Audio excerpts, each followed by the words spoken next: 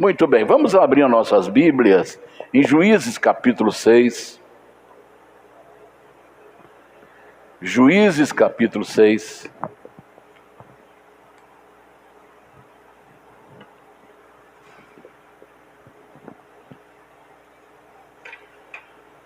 Versículo 26 e 34. Vamos ler dois versículos, o versículo 26 e o versículo 34.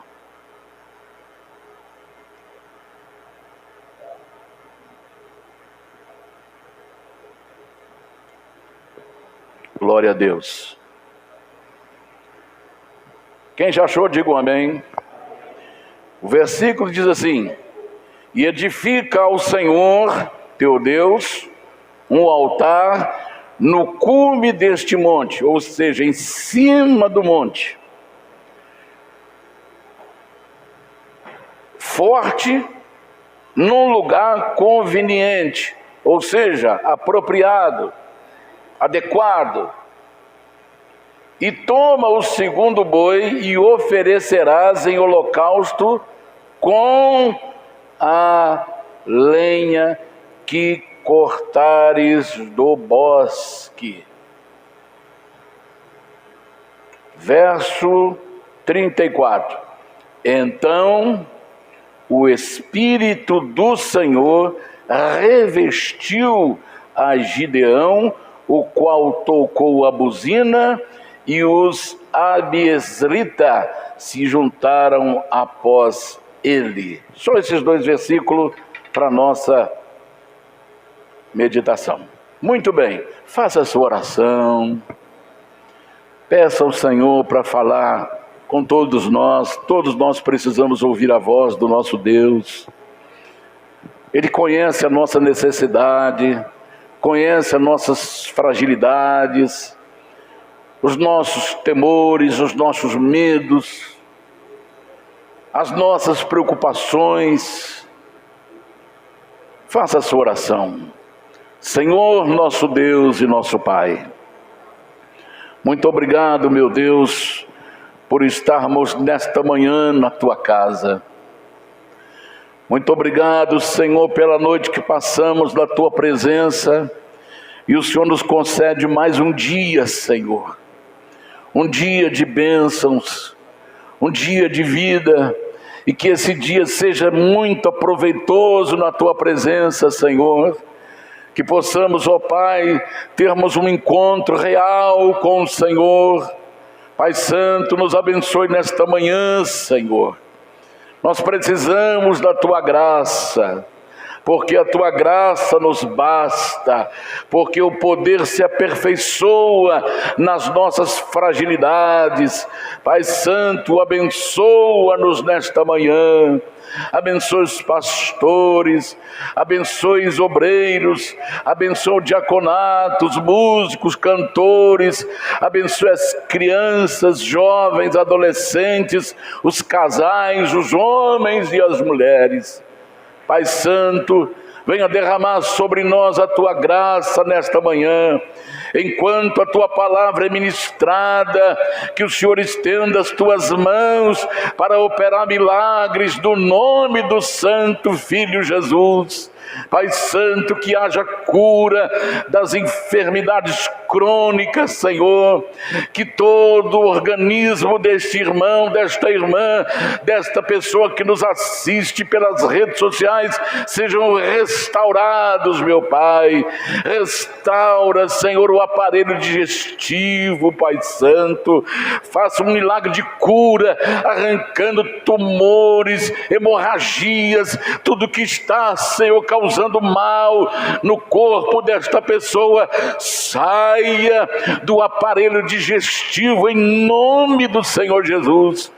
Cure, Senhor, o aparelho respiratório, Senhor, as vias aéreas, os pulmões, meu Deus. Ó Senhor, essa pessoa que tem falta de ar, essa pessoa que tem cansaço nas suas respirações, em nome de Jesus, que sejam desobstruídas obstruída, todas as vias aéreas, Senhor, e que o oxigênio possa correr em toda parte do seu corpo, da cabeça à planta dos pés, que haja um milagre, Senhor, nos pulmões e nas vias respiratórias. Ó Senhor, abençoe e cure o aparelho circulatório, Senhor, que todas as artérias obstruídas sejam curadas. Ó Senhor, dores das pernas, cansaço, peso, saiam em nome de Jesus, que o sangue possa regar, Senhor, todas as células do alto da cabeça à planta dos pés, que haja milagre, Senhor, porque a tua palavra é milagre. Lançou a tua palavra e os curou. Lance a tua palavra de cura, lance a tua palavra de milagre, e que todo mal, todo espírito de confusão saiam em nome do Senhor Jesus, e o teu povo seja restaurado, sejam curados em nome do Senhor Jesus. Eu te peço a tua bênção sobre todos que aqui estão e aqueles que vão nos assistir pelas redes sociais. Eu te peço, meu Pai, em nome do Senhor Jesus, para sempre. Amém e amém, Senhor Jesus. Digam graças a Deus. Podemos assentar. Alguém aceita água?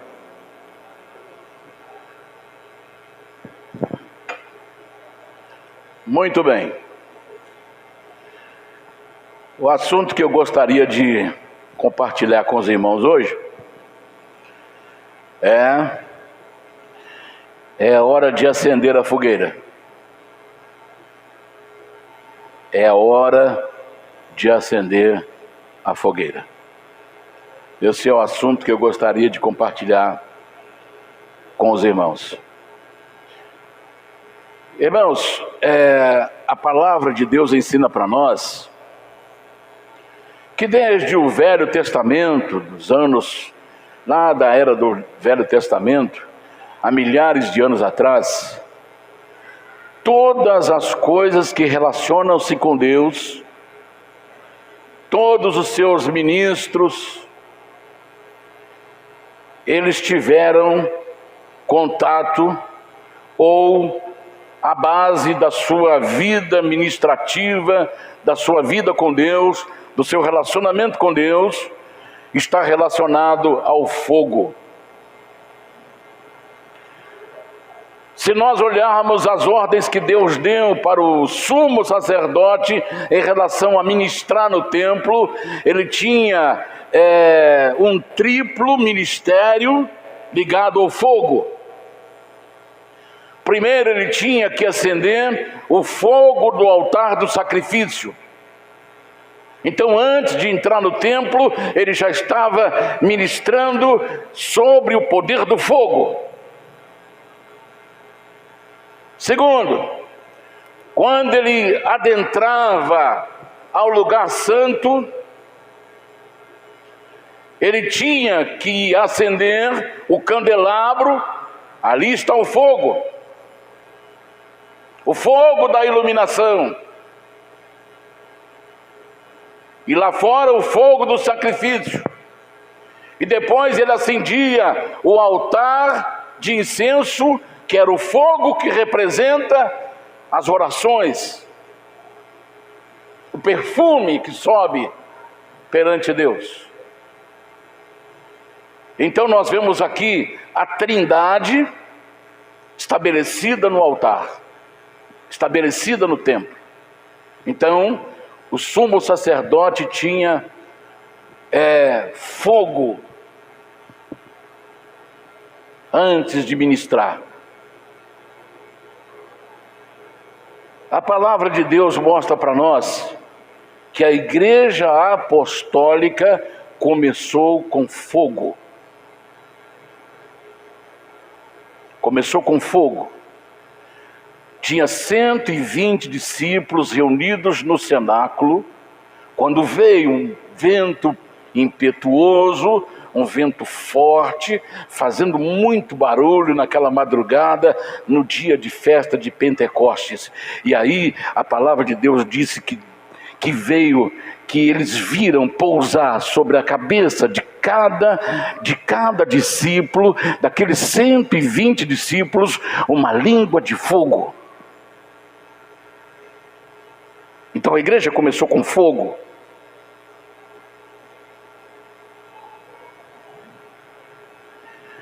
A palavra de Deus fala que Isaías teve contato com fogo. Ele estava com o seu ministério à bancarrota, porque ele amava o rei Uzias. E ele, decepcionado com a morte do rei Uzias, que era um homem que foi um dos reis mais atuantes de Israel, um rei engenheiro, inteligente, sábio, e ele morre de uma forma terrível, separada e solitária. Morre com lepra. Aquilo frustrou Isaías, que entra no templo, talvez para desabafar, para abrir o seu coração para Deus, mas lá ele tem uma visão de Deus, e todo o exército de Deus enchia a casa. A Bíblia diz que o seu séquito, ou seja, os seus exércitos angelicais, enchiam a casa, tinha anjo para todo lado, a casa estava cheia. E ele vê Deus assentado no trono, porque o trono de Israel estava vazio. Mas Deus mostrou para ele: Isaías, o trono de Israel não está vazio, eu estou no comando. Eu vi o Senhor assentado no alto e sublime trono. Aí ele disse: eu vou morrer, porque meus olhos viram Deus, e eu sou pecador, sou um homem de lábios impuros, habito no meio de um povo de impuros lábios. Mas Deus ordenou aos seus serafins que pegasse uma brasa viva no altar, candescente. Candescente lembra fogo. E esse anjo pega com a tenaz uma brasa candescente no altar de Deus. Isso mostra que até o próprio Deus tem fogo. A Bíblia diz que Deus é fogo consumidor. Ele pega essa brasa viva no altar. Deus está no meio do fogo. Deus é fogo consumidor. O serafim pega com a tenaz essa brasa e voa em direção a Isaías, que já estava sentindo o poder da morte tomar o seu corpo. Aí ele toca nos lábios de Isaías. Aí o anjo diz: isso tocou os teus lábios.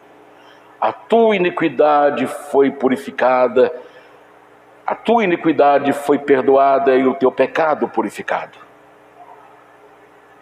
Depois disso, Isaías disse: eu ouvi a voz do Senhor. Nós só conseguimos ouvir a voz de Deus quando o fogo cauteriza.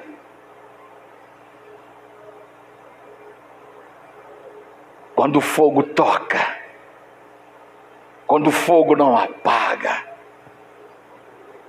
Aí ele ouviu a voz de Deus: a quem enviarei e quem há de ir por nós? Então disse ele: eis-me aqui, Senhor, envia-me a mim. Aquele homem que estava frustrado,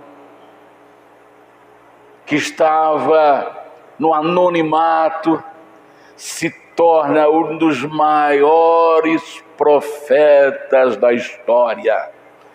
Ele vê o nascimento, ele vê o sacrifício, ele vê o sofrimento, ele vê a volta de Jesus, ele vê tudo.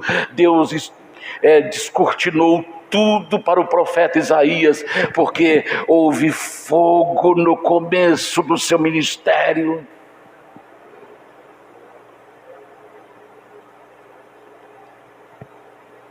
Quem está entendendo, diga um amém. Tinha fogo no ministério de Elias. Tinha fogo no ministério de Elias.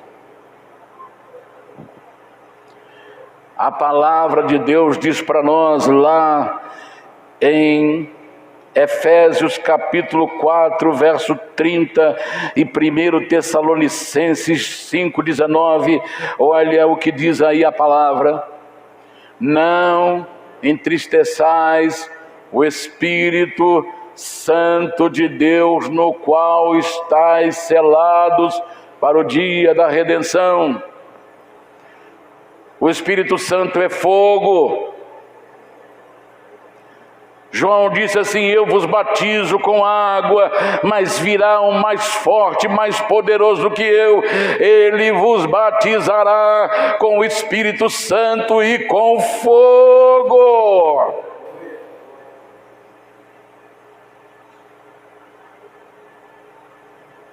Então não apague, não entristeça. Lá em 1 Tessalonicenses capítulo 5, verso 19, diz: não extingais o Espírito, não apague o Espírito. Se é apagar, a gente só apaga fogo. Está dando para você entender? Então nós estamos, a nossa vida cristã, o nosso ministério, ele tem que ter fogo. Mas o que está acontecendo hoje com a igreja? Nós vemos que todos lá do Velho Testamento, quanto do Novo Testamento no seu início, todos começaram com fogo. Mas hoje nós estamos vivendo um tempo de confusão, e a igreja de hoje,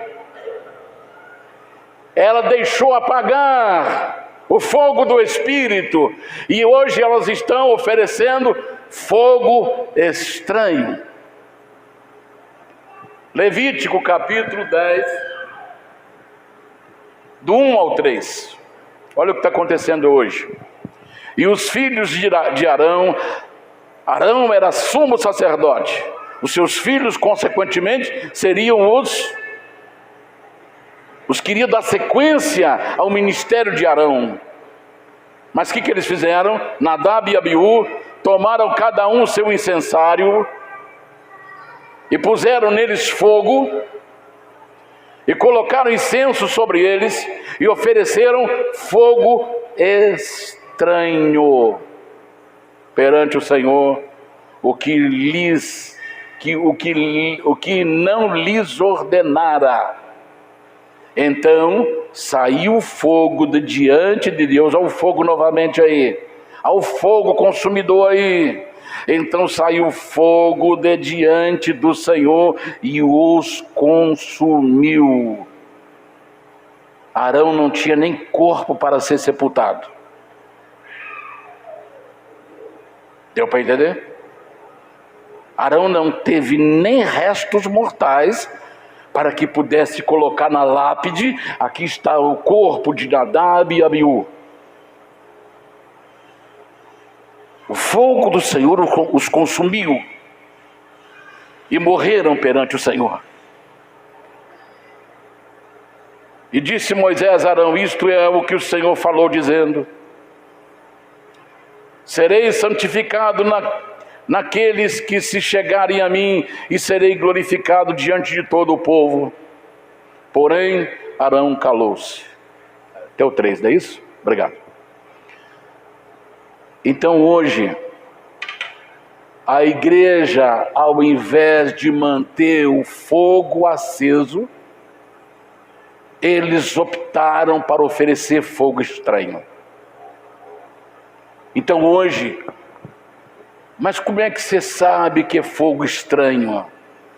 É só de ver, você está estranhando. O que você vê algo estranho, você já está vendo que é fogo estranho. Porque aquilo que é de Deus não deixa dúvida, porque o Espírito Santo que está em nós identifica, dá o discernimento, e não há dúvida, porque Deus não é Deus de confusão. Hoje as pessoas estão sendo treinadas. Um dos fogos estranhos que está sendo praticado é a hipnose. Eles treinam para jogar a pessoa no chão, chama aquele monte de gente e faz um gesto, cai todo mundo um em cima do outro. Eu quero falar uma coisa para os irmãos e para aqueles que nos assistem na rede social: Deus não fala com quem está caído. O nosso corpo pode não aguentar, a glória de Deus não aguenta, e nós poderemos ir ao chão, mas Deus levanta a gente primeiro, para depois falar. Ezequiel falou: eu caí na presença de Deus, mas Deus me pegou pelos cabelos e me levantou, e falou comigo. Aleluia!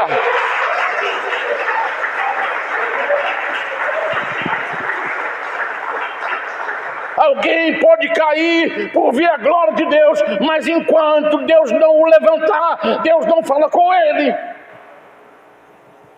João caiu quando olhou para Jesus glorificado. Ele disse: acabou as forças em mim e eu caí como morto aos seus pés, mas ele pôs a tua mão sobre mim e me levantou. Deus não fala com ninguém caído. Então isso é fogo estranho. Para você ver que é tão estranho, que eles colocaram criança. Criança é maravilhosa. Criança não se deixa enganar. Colocaram uma fila de criança, aquela fila indiana, uma atrás do outro. Aí o pastor pegou, tirou seu paletó para jogar todas as criancinhas no chão. Aí ele foi correndo e passou o paletó sobre a cabecinha daquelas crianças. As crianças estavam achando divertido aquilo. Aí o pastor chegou na última criança, nenhuma delas caíram. Aí alguém que estava no meio lá pegou a criança, empurrou ela, aí ela caiu no meio, foi caindo uma em cima da outra. Porque aquele dia, na vida das crianças que são puras, que são inocentes, a hipnose não conseguiu atingir o seu ápice. Está dando para você entender? Fogo estranho no altar. Fogo estranho.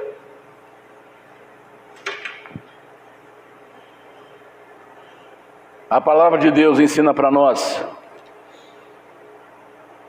que quando o anjo que falava com João abriu um dos selos, apareceram as almas que estavam debaixo do altar. E estas almas gritaram: Senhor, até quando não vingas o nosso sangue daqueles que habitam sobre a terra? E a resposta veio: descansem um pouquinho mais, até que se complete o número de servos que morreram como vocês. E o que está acontecendo hoje? Por que há uma matança na Nigéria?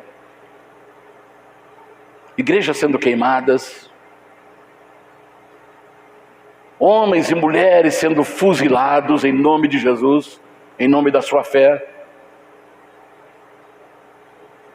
E quando eles caem mortos, alguém chega perto deles: ressuscita. O seu Deus não ressuscita? Ressuscita. Por que eles estão morrendo assassinados? Como aqueles lá do passado, que não tinha as armas que tem hoje, mas era uma espada, era amarrá-lo na cauda de um cavalo e arrastá-lo para morrer esfolado. Não tinha as armas que tem hoje, mas tinha flecha, uns morrendo flechados, outros com a cabeça cortada, decapitados, outros esfolados, outros queimados. Hoje são fuzilados, são metralhados. Por quê? Porque esses irmãos nigerianos não deixaram o fogo apagar. Por isso que eles são alvos. Aí você vem para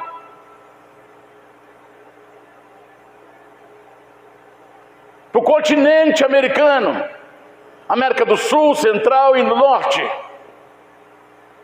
O que nós estamos vendo na América do Sul?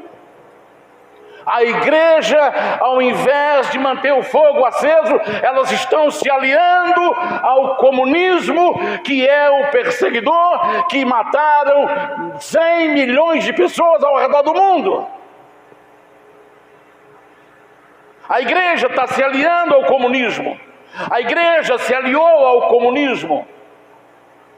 Diz um ditado: se o teu inimigo é mais forte do que você, une-se a ele. Por que a igreja está se unindo ao comunismo, como na sua mentalidade é o mais forte? Porque deixaram apagar o fogo. Porque o fogo o apagou. A fogueira está apagada.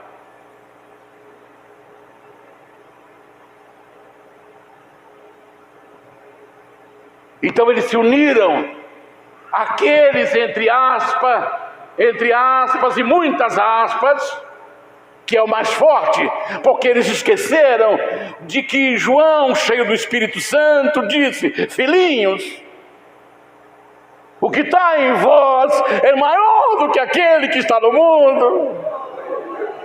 Aleluia! Aleluia! Aleluia!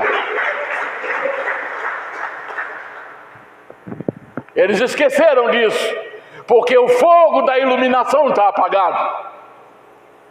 O fogo que dá entendimento e compreensão está apagado.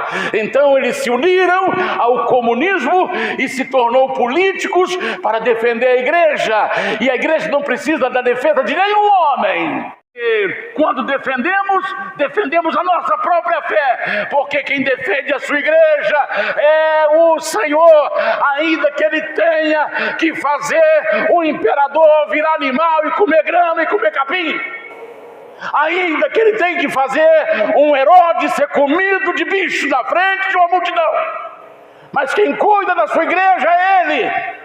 Eu cuido da minha fé, você cuida da sua fé, você protege a sua fé, eu protejo a minha fé, mas quem cuida da igreja é o grande, o Senhor dos Exércitos, é o grande eu sou.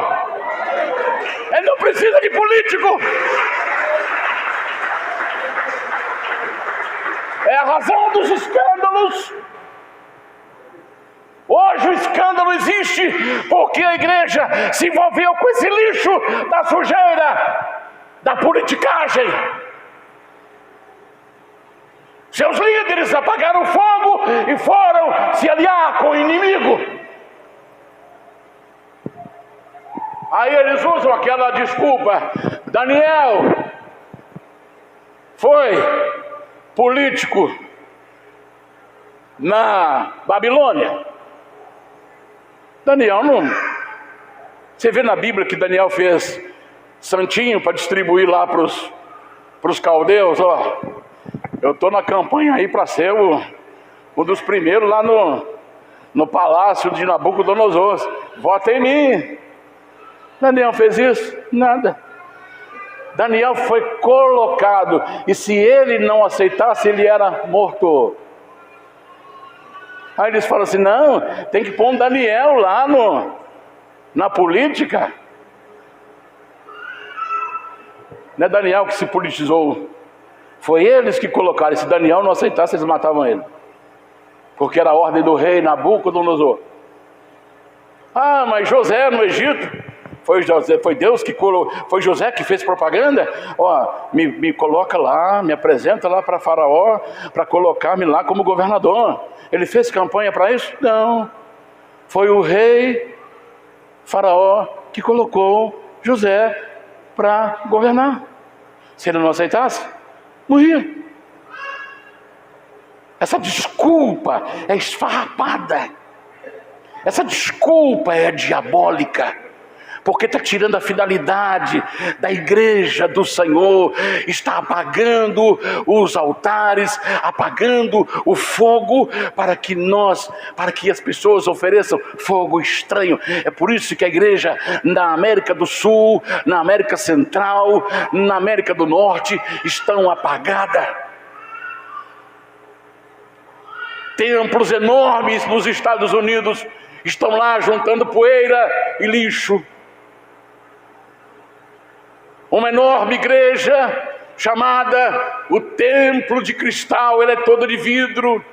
Ela foi vendida para o catolicismo romano por 50 milhões de dólares, porque apagou a chama.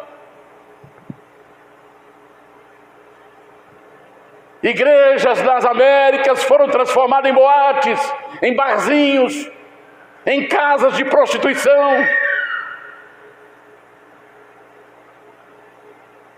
Aqui na América do Sul, em Belém, o pastor negociou o templo enorme que foi construído pelos irmãos brasileiros e alugou para a COP30 para que levassem todo o lixo de demônios para dentro da casa de Deus, onde o povo cultuava o Senhor.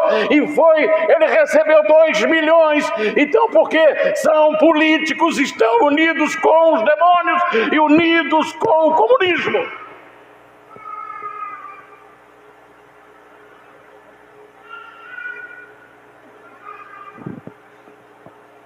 Então nós estamos vendo que estão oferecendo fogo estranho.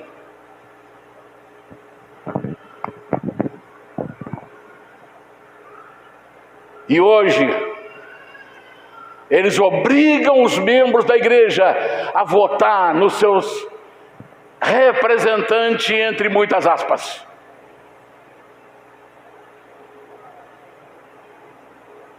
A igreja só tem um representante: o Espírito Santo,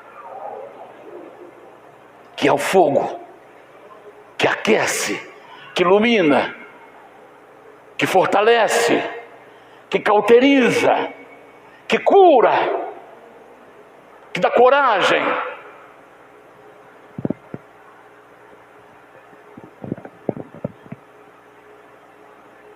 Então a igreja hoje, ela está do jeito que está.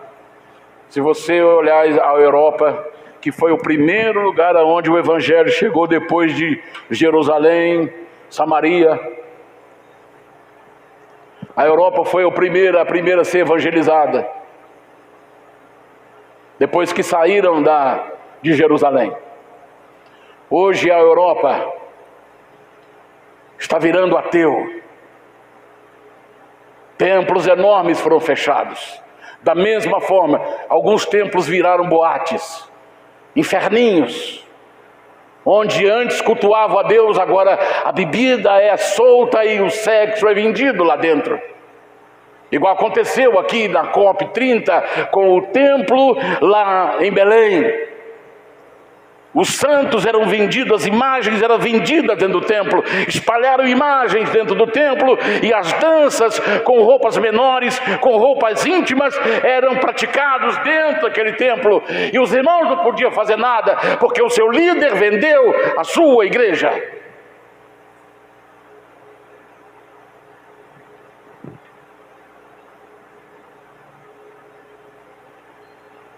É por isso que nós estamos vendo isso hoje. A igreja está em crise, porque o fogo está apagado. A palavra de Deus ensina que o povo de Israel, lá em Juízes, foram os textos que nós lemos, Juízes 6, 26 e 34. A história de Israel, no tempo de Gideão, nos ensina que o sofrimento prolongado traz desânimo e desesperança.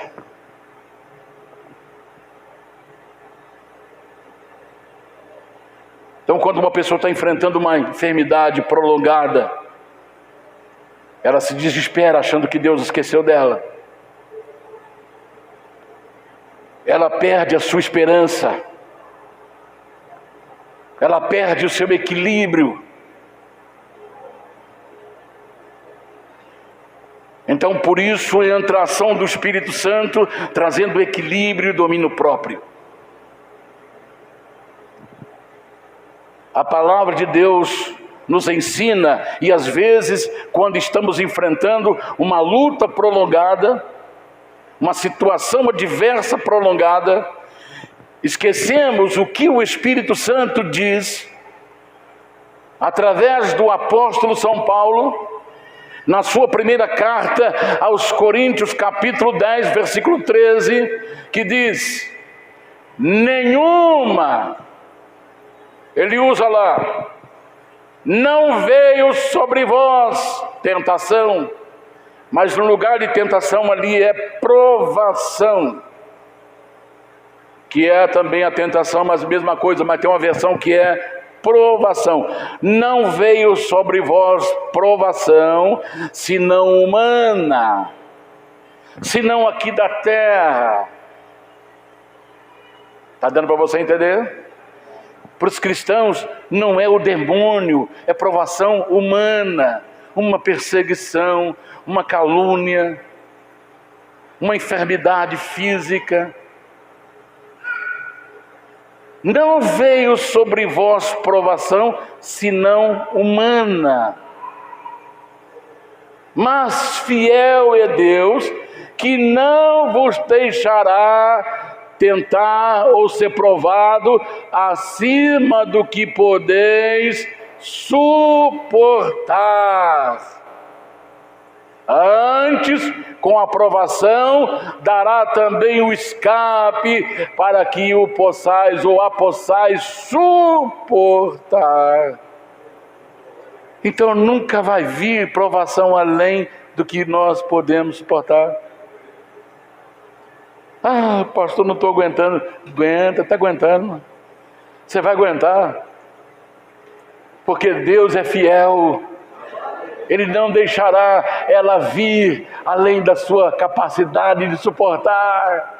Às vezes a gente pode estar até gemendo, às vezes a gente pode estar até chorando, dizendo: Senhor, eu não vou aguentar, eu vou morrer. Mas Ele é fiel. Na hora que Ele percebe que nós não estamos suportando, abre-se uma porta de escape, porque Ele é fiel. Aleluia, aleluia, aleluia. Oh, glória. Tudo às vezes existe um motivo. Israel estava sofrendo. A provação de Israel durou 7 anos. 7 anos de sofrimento. 7 anos de luta. Mas como diz Deus, Ele é fiel.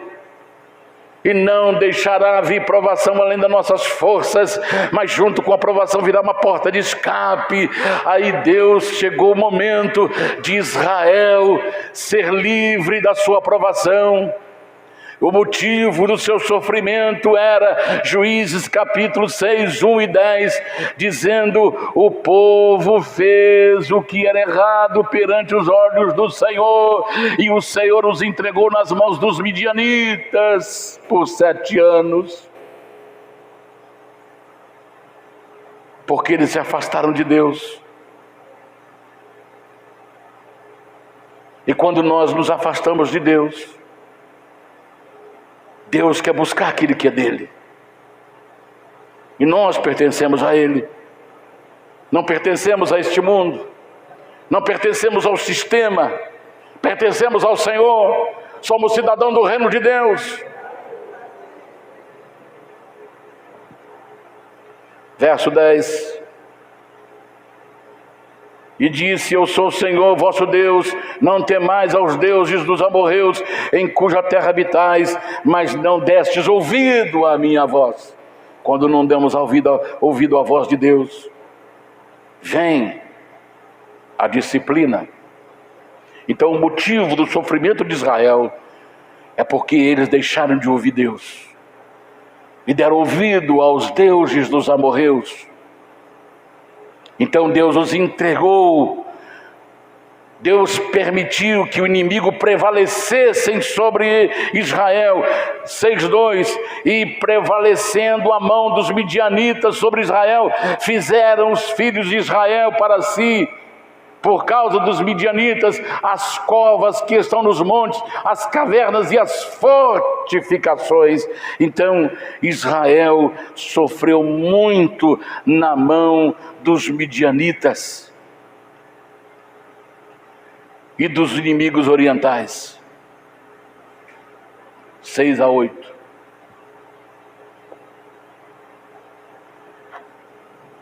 E assim Israel empobreceu muito pela presença dos midianitas. Então os filhos de Israel clamaram ao Senhor, e sucedeu que, clamando os filhos de Israel ao Senhor por causa dos midianitas, enviou o Senhor um profeta aos filhos de Israel, que lhes disse. Então o povo lhes disse, deixa eu ler: assim diz o Senhor de Israel: do Egito eu vos tirei e fiz subir, e vos tirei da casa da servidão. Então Deus permite a provação até que a gente grite, até que nós gritemos, até que nós clamemos. Enquanto nós estivermos aceitando de bom grado o que está acontecendo, murmuramos, reclamamos, Deus fica esperando. Na hora que Ele vê que nós não vimos mais saídas e clamamos a Deus, então Deus via a porta de escape. Enquanto eles estavam lá, está dando para levar, eles foram levando. Eles estão satisfeitos? Não deixa. A igreja está muito tranquila. Nós temos representante lá no federal, temos representante lá no estadual, temos representante lá na justiça, temos representante lá nos conselhos, temos representante em todo lugar. Ele nos defenderá. Está defendendo alguma coisa? Tem alguma defesa aí? Pelo contrário, só fazer uma pesquisa para ver como é que está a situação moral desses representantes dos céus. É só fazer uma pesquisa. Põe o nome dele lá no Google e você vai ver a capivara que cada um deles tem. Alguns já foram até condenados. Tem uns com mais de 300 processos. Mas o que eles fazem? Eles pegam o dinheiro da igreja e vai lá, tapa a boca da justiça.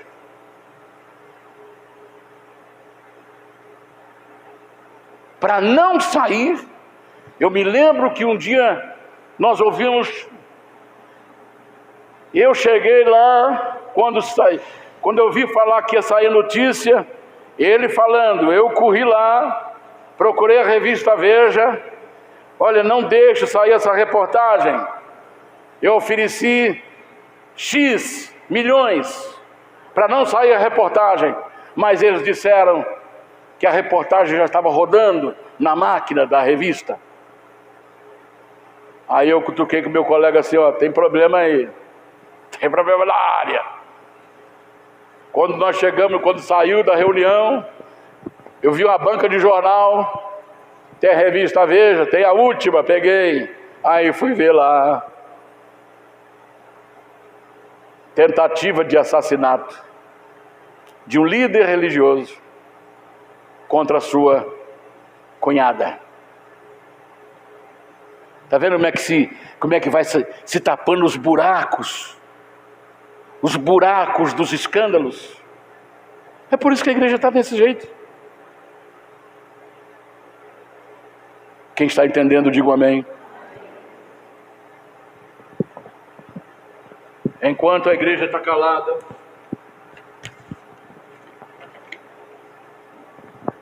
Deus vai deixando. Mas quando a igreja começar a gritar, parece que mexeram aí, que está saindo não. Retorno.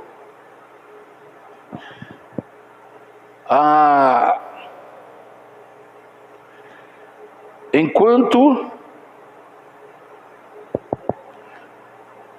Dá uma mexidinha no... Aleluia. Aleluia. Então, irmãos, enquanto a igreja ficar calada, eles vão perdendo suas casas.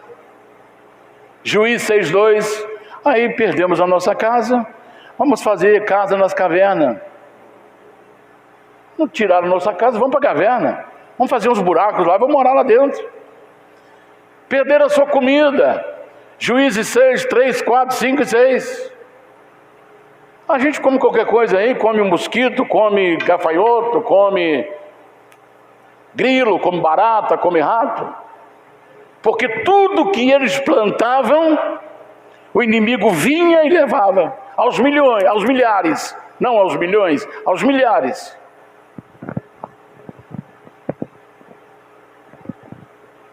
Aí Deus então começou quando Gideão levantou o altar.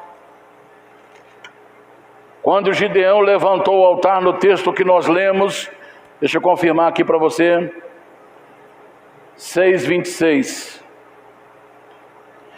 Edifica ao Senhor teu Deus um altar no cume deste monte, num lugar conveniente. E o segundo boi o oferecerás em holocausto, e a lenha que cortares do bosque. Para que a lenha? Para pôr fogo. Não existe sacrifício sem fogo. Deus não recebe sacrifício sem fogo.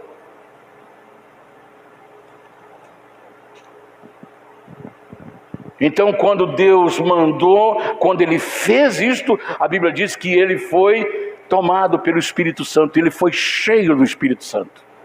Dali para frente, Deus começou a agir, abrindo porta de escape.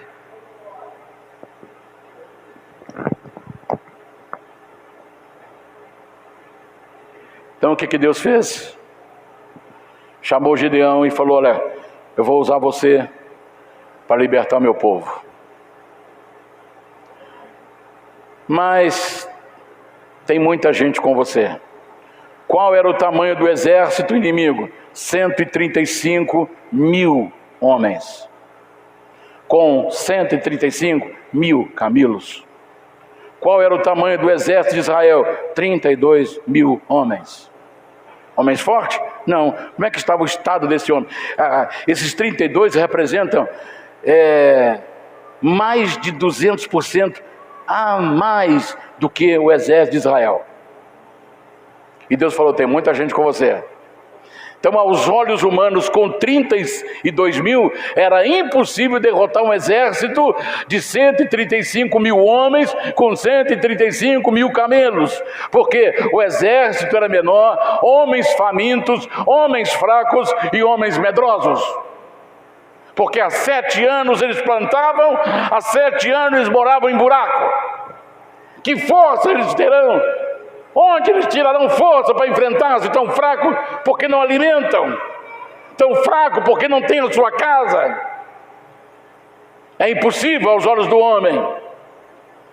Então, depois que ele acendeu a fogueira, então Deus reduziu o seu exército de 32 para 10 mil. E Deus falou: ainda tem muita gente com você. Reduziu de 10 mil para 300 homens. Porque quem faz a obra é Deus e não o homem. Tem muita gente contigo. Juízes 7:2.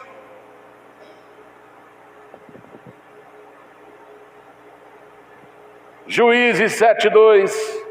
E disse o Senhor a Gideão: muito é o povo que está contigo, para eu te dar os medianitas na sua mão, a fim de que Israel não se glorie contra mim, dizendo: a minha mão me livrou. Está dando para você entender?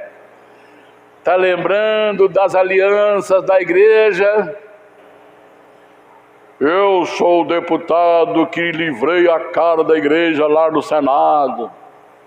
Deus falou assim: olha, para que eles não falem que a mão deles fizeram isso, Então eu vou reduzir o seu exército. Você vai lutar com 300 homens contra 135 mil. Está dando para você entender? Porque quem faz a obra é Deus. Quem é o dono da igreja é Deus. Então Deus fez com que aqueles 300 homens virassem uma tocha viva nas mãos de Deus. E não tinha armas, era um cântaro, uma tocha e uma trombeta, sem armas. Está dando para você entender, meu irmão? Não é nossa capacidade que faz as coisas acontecer, não é a nossa inteligência, não é a nossa força, mas o poder do fogo, o poder de Deus, a graça de Deus, a unção de Deus é quem faz. Aleluia! Não é pastor, não é teólogo, não é político, mas Deus. Aleluia, aleluia, aleluia. Oh, que glória. Oh, que glória. Deixa eu correr. Discernindo o tempo em que nós vivemos, Israel derrotou os 135 mil midianitas, amalequitas e orientais. Derrotou com 300 homens que viraram uma tocha viva nas mãos de Deus e sem armas, porque Gideão acendeu a fogueira.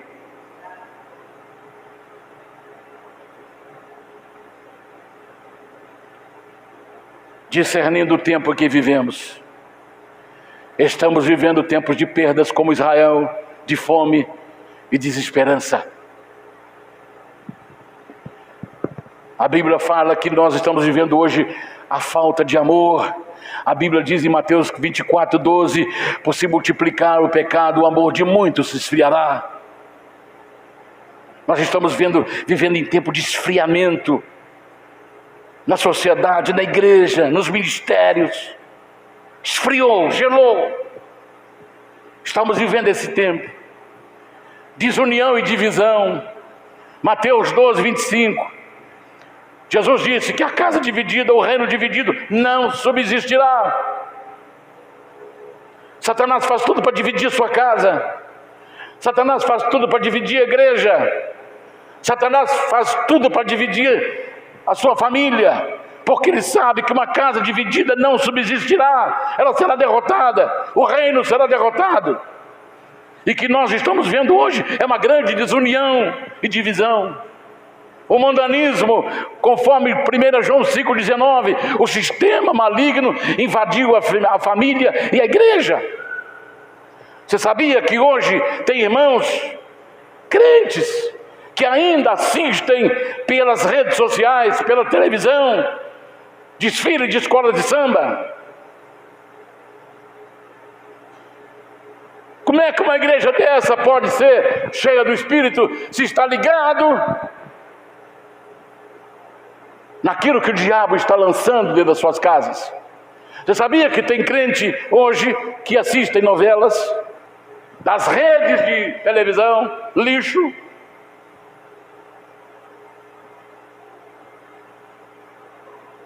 Essas porcarias estão entrando dentro dos lares, destruindo casais, famílias, filhos, e vai por aí afora.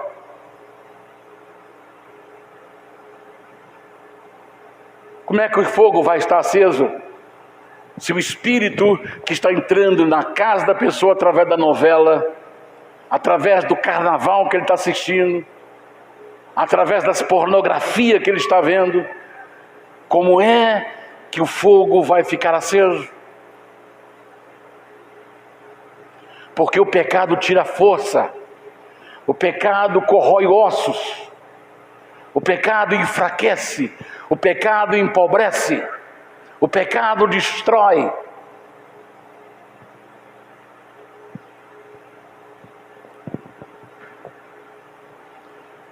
Pecado na igreja e família. Salmo 32, 3 ao 5. O pecado tira a força da igreja. O pecado tira a força da família. Quando eu guardei silêncio, envelheceram os meus ossos pelo meu bramido todo dia. Quando eu fiquei calado, diz outra versão, porque de dia e de noite a tua mão pesava sobre mim. O meu humor se tornou em sequidão de estio ou de verão. Confessei-te o meu pecado e a minha maldade não encobri, dizia eu.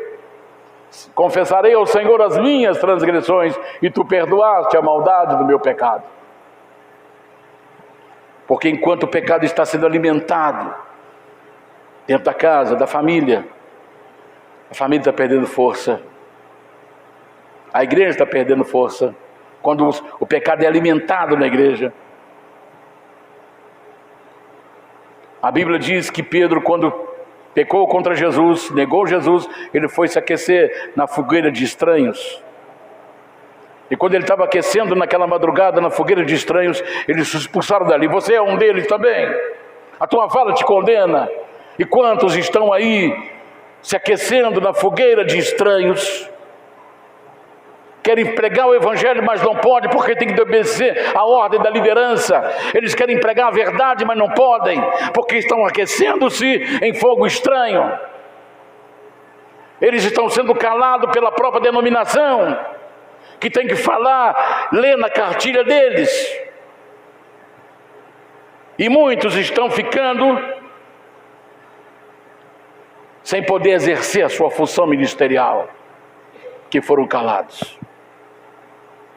Controvérsias e discórdias, disputa, discussão, debate, briga, atrito, desavença, sem acordos, é o que está acontecendo hoje. Maldade controlando a sociedade, quando os maus triunfam sobre o bem. Romanos capítulo 3, verso 10 ao 12, não há justiça, não está vendo? Não está acontecendo justiça. Não existe justiça no nosso mundo. Como está escrito, não há um justo, nenhum sequer. Não há ninguém que entenda, não há ninguém que busque a Deus. Todos se extraviaram e juntamente se fizerem inúteis. Não há quem faça o bem, não há nenhum só. Diz a palavra. Então esse é o tempo que nós estamos vivendo. Descuido com o pecado. 2 Timóteo capítulo 3, 1 ao 4. Aqui está falando das características do homem do tempo do fim. Que ele sabe, porém isto, que nos últimos dias sobrevirão tempos trabalhosos.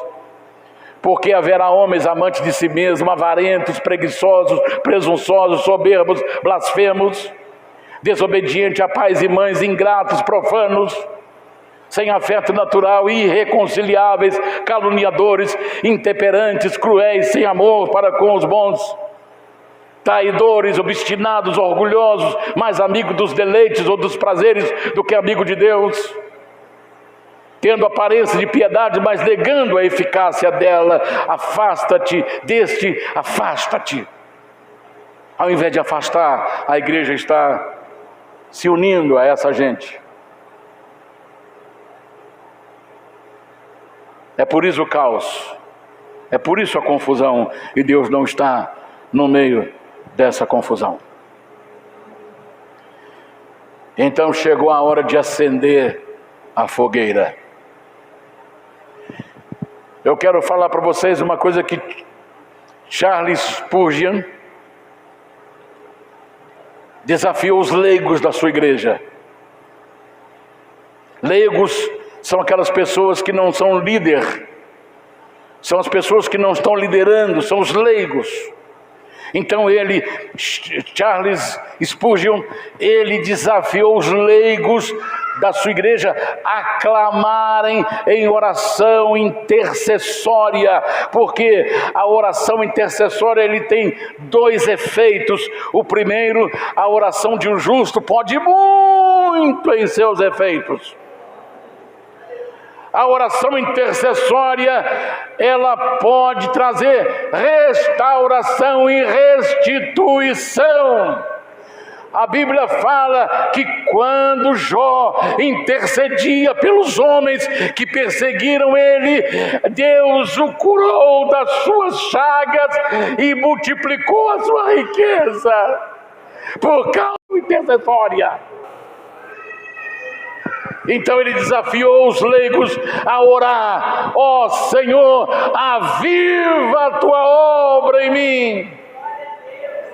Aviva tua obra em mim. Hoje toda a igreja do mundo está vivendo uma crise. Então nós começamos a tentar planejar: o que eu vou fazer? Talvez nós precisamos de um novo pregador. Um pregador sapato de fogo, pezinho de fogo. Um pregador agitado. Talvez esse esteja incluído nos nossos planos. Vamos trazer um pregador que cobre bem, porque ele vai entregar aquilo que ele prometeu. Vamos trazer um cantor. Vamos trazer um pregador para avivar. Preste bem atenção nisso. Vocês precisam de um novo pregador. Vocês precisam tirar o Daniel e colocar um Billy Graham. Trazer um Billy Graham para cá.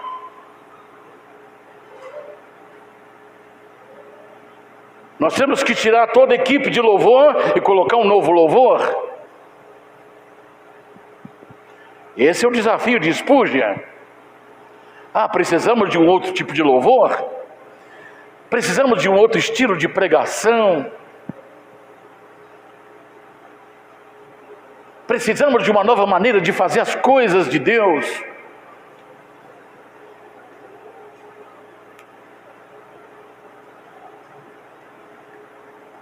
Então ele desafia dizendo: nem mesmo de gente nova a igreja precisa. A igreja precisa de colocar vida naquilo que já tem. A igreja já tem.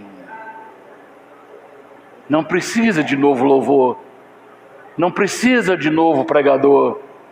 Não precisa de um estilo novo de pregação.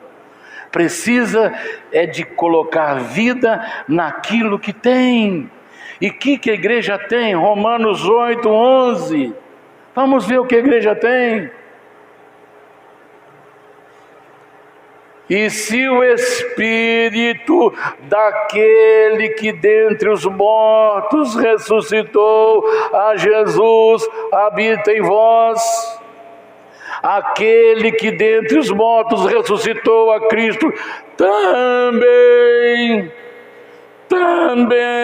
da mesma maneira, da mesma forma, da mesma condição, vivificará os vossos corpos mortais pelo seu Espírito que em vós habita. A igreja tem. O que ela tem? O Espírito que trouxe Jesus de volta dos mortos. O que o Espírito fez lá dentro da terra com Jesus? Seu cérebro é uma das primeiras coisas a se decompor, porque o cérebro é alguns quilos de massa encefálica, massa cinzenta, não tem ossos, é como um barro que nada numa porção de líquido. Por isso que não se deve jogar criança para cima, porque senão o seu cérebro, ainda a informação, baterá nas paredes do crânio e causará situação na vida da criança. Então uma das primeira coisa a decompor, cérebro. Depois o sangue começa a coagular. E como Jesus perdeu todo o sangue lá no Calvário, porque quando o soldado enfiou a lança nele, saiu sangue e água, que eram as últimas gotas de sangue. Já veio a água junto. Então, o Espírito Santo, enquanto Jesus estava lá, o Espírito Santo estava dando ele um cérebro novo. O Espírito Santo estava dando sangue novo, e sangue que ele já... nós temos 8 litros de sangue aproximadamente no corpo. Suponhamos que tenha ficado 1 litro só de sangue no corpo de Jesus. Ele não poderia sair do túmulo, estava faltando 7 litros. Então o Espírito Santo criou sangue para fazer correr as veias que já estavam coladas uma na outra, porque não tinha sangue. Olha o que o Espírito Santo fez. Reconstituiu a pele, reconstituiu os ossos, reconstituiu o rim, reconstituiu o estômago, o esôfago, a sua pele, que já estava descascando. Enquanto Jesus estava lá, o Espírito Santo estava vivificando tudo que estava morto. E esse mesmo Espírito habita em mim, habita em você. Ele vivificará, Ele dará vida de novo à sua igreja. Não precisamos de um pregador novo, não precisamos de um louvor novo, não precisamos de homens novos, não precisamos, porque a igreja já tem, é só da vida o que tem. Aleluia!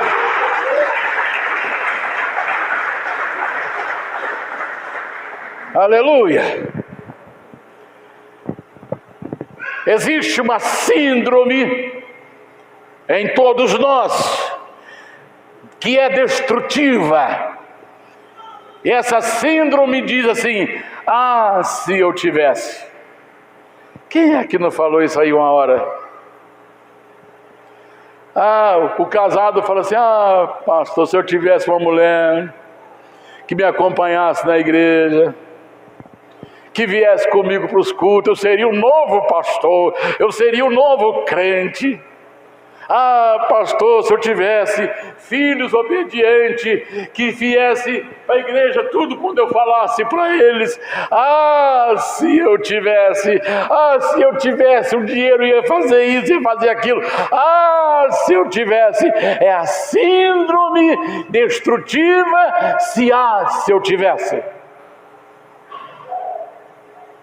E quantas vezes Daniel falou sobre isso? Quantas vezes eu falei para mim: ah, se eu tivesse... ah, se eu tivesse condições agora... ah, se eu tivesse um carro melhor, eu estaria aí na estrada...